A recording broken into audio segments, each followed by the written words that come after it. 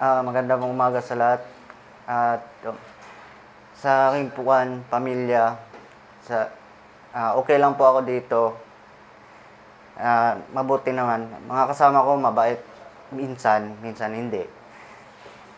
Pero sa mga naman, masaya naman dito. Sa jowa ko, nasa Kuwait.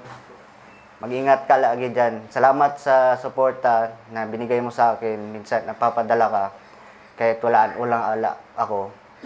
Sisikapin ko na matapos yung kontrata ko dito.